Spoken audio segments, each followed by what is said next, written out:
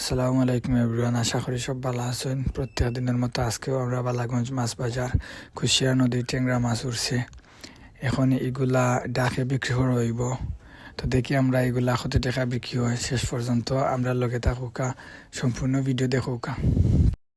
780, 790, 790, 790, 790, 790, 790, 790, 800, 800, 800, 800, 800, 800, 800,